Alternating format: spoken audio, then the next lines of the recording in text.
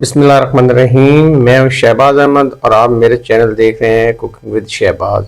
आज मैं आपके लिए सर्दियों का एक ऐसा हलवा लेके आया हूं, गाजर का हलवा, जो कि मुनफरिद और नए तरीके से बनाएंगे। इतना लजीज और मज़ेदार होगा कि आप ये हलवा रोज़ बनाकर खाने पे मजबूर हो जाएंगे।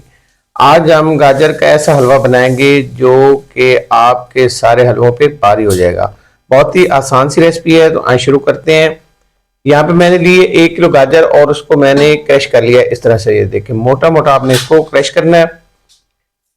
ये क्रशर से इस वाल ऐसा जो क्रशर है ना, उसका ये एक ब्रिक होता है, एक मोटा होता है। जो मोटा होता है ये आपने करना है, क्रश कर लेना है। अब हमने क्या करना है, फ्लेम को ऑन कर देना है। गाजर को आपने वॉश नहीं करना, बस गाजर को एक दफा वॉश किया जाता है जब आप उसको ऊपर से छिलका उतार लेते हैं, उसके बाद उसको वॉश नहीं करना आपने।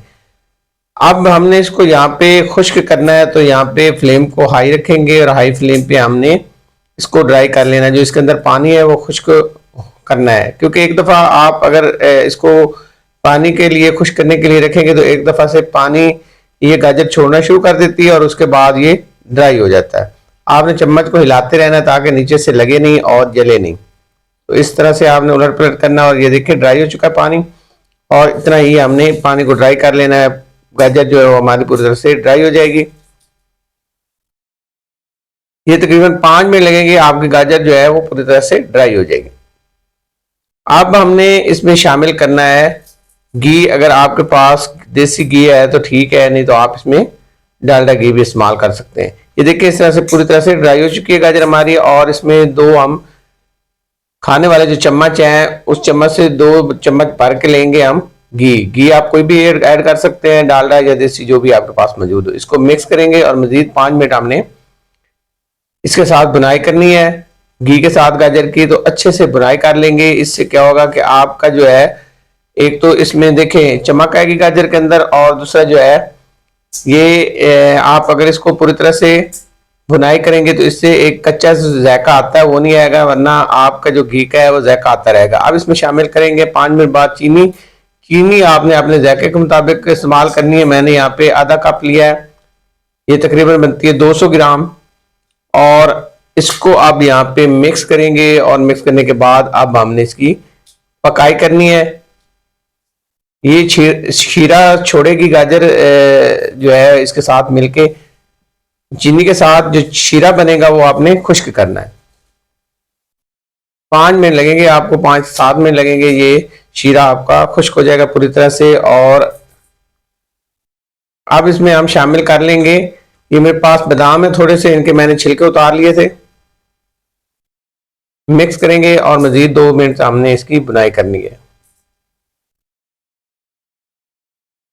2 मिनट बुनाई करनी है, तो 2 मिनट बाद अब हमने इसको उतार के साइड पे रखना है। और यहाँ पे एक बर्तन लेंगे, इसके अंदर मैंने लिया है 1 किलो मैंने लिया है दूध आप फ्रेश वाला ले सकते हैं, डब्बे वाला ले सकते हैं, जो आपके पास मौजूद हो। तो अब हम इसकी करेंगे पकाई। तो हाई फ्लेम पे हमने इसको इतना पकाना है कि ये आधा दूध रह जाए।